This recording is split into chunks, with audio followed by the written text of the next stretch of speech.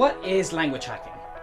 Well, like myself, I'm sure you would have learned a language in school, and you would have done it in a very traditional academic way, where you study a lot of grammar, you have long word lists that are kind of general and not really specific to what you care about.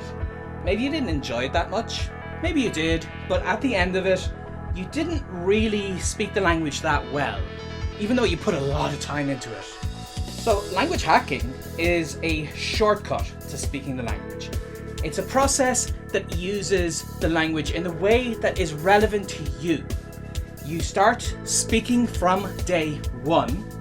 You make mistakes, you embrace mistakes, because a language is a means of communication. It's a tool that lets you make friends and meet new people and achieve things like buying and traveling and so on. So when you think about it like that, as this means to an end, rather than as an academic thing where you have to get everything right or you won't pass the exam, then you can make mistakes. You can embrace speaking a little bit like Tarzan at the beginning, as long as you achieve your goal of communication.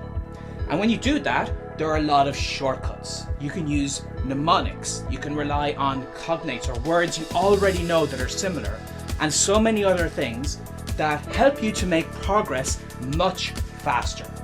And then, in a short time, you will be speaking the language confidently. After that, you can get back to the grammar books, you can get back to doing exercises to refine it for passing exams and so on, but that part becomes a lot easier when you can already speak the language.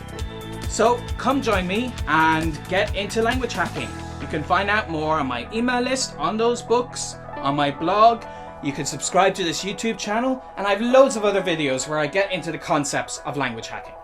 So I hope you will start to hack your language and not just to study it.